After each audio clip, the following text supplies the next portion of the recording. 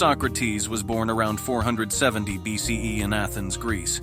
In a society that valued physical appearance, his looks did not stand out, but he possessed a strong body and high self-esteem. While working as a stonemason, Socrates engaged in constant dialogue with people at the Agora, where he developed his philosophical thinking.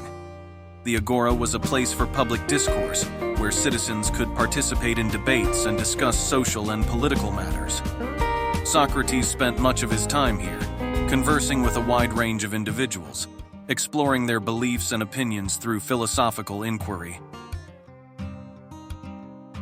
A significant event in Socrates' philosophical journey was the Delphic Oracle. Socrates and his friend Chaerephon traveled to Delphi, where Chaerephon visited the oracle and asked if there was anyone wiser than Socrates. The priestess, Pythia, responded, "No." Socrates, believing himself not to be wise, returned to Athens and began seeking out wise men to test their wisdom. In the process, he discovered that those who were considered wise actually held flawed and contradictory ideas, though they were unaware of it. Socrates realized that many people live their lives without recognizing their own ignorance. In contrast, Socrates acknowledged his own ignorance, and in this sense, he concluded that he was wiser than others.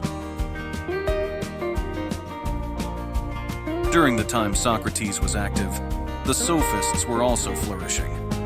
A prominent sophist, Protagoras, claimed that man is the measure of all things, emphasizing that everyone can make different judgments, which can conflict with one another. The sophists valued subjectivity and relativism, and they placed great importance on the ability to persuade others of their own version of the truth. Through their eloquent rhetoric and oratory skills, they contributed to educating the citizens of Athens. However, over time, their teachings began to deteriorate. Some sophists focused solely on winning arguments, resorted to sophistry, making falsehoods appear true and confusing people. They argued that there was no absolute truth, spreading skepticism and nihilism, which negatively impacted Athenian society. Socrates was critical of the relativistic views held by the sophists. He believed that through reason, one could arrive at universal and objective truth. By constantly questioning people, Socrates sought out contradictions in their claims and beliefs, guiding them toward the truth. Socrates explored people's thoughts in depth through a conversational method called the Socratic method. This method involves repeatedly asking questions to help the person bring forth new ideas they were not previously aware of. Socrates believed that while he could not create new wisdom himself, he could assist others in giving birth to it and discern the truth or falsehood of that wisdom. He compared his role to that of his mother, who was a midwife, and thus called this method meutics, or the midwife method.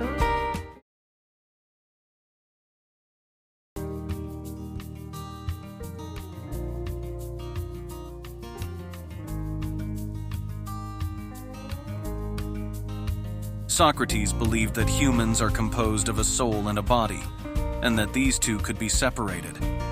He viewed the soul as the essence of human existence, while the body was seen as a tool for the soul to manifest its essence.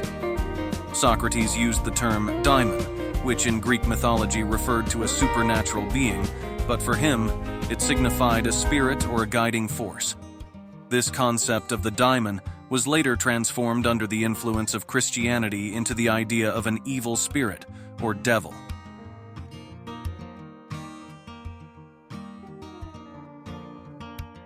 Socrates also believed that everything in the world has its own arete, excellence or virtue, which refers to the state in which something performs its essential function most effectively. For example, a pair of excellent glasses would be those that, with all flaws removed, allow one to see clearly. In the same way, Socrates believed that humans could reach their best state by pursuing their own arete. Socrates regarded the body as weak and something to be overcome, believing that one could reach virtue, arete, by caring for the soul. He argued that through intellectual inquiry and self-discipline, one could cultivate the soul to its best state, elevating it to a state of arete. He saw this as the path to true happiness. Socrates believed that in the process of cultivating one's soul to a state of arete, a person would ultimately discover the truth, which would lead to complete fulfillment and happiness of the soul.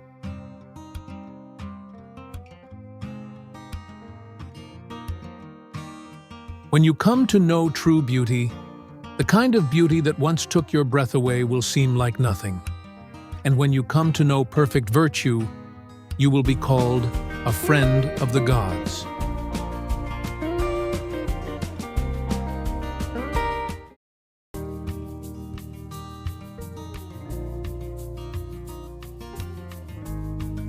Socrates was accused of impiety for doubting the traditional Athenian faith and not believing in the gods recognized by the state, and of corrupting the youth.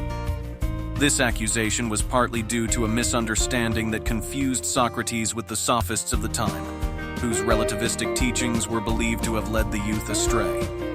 Though Socrates defended his innocence during the trial, he was ultimately found guilty and sentenced to death. He was given the opportunity to escape but refused, choosing instead to respect Athenian law and order. He accepted his fate and drank the hemlock. At the time, Athens was in a state of instability and unrest following its defeat in the Peloponnesian War, and the angry public may have used Socrates as a scapegoat, exposing the flaws of democracy.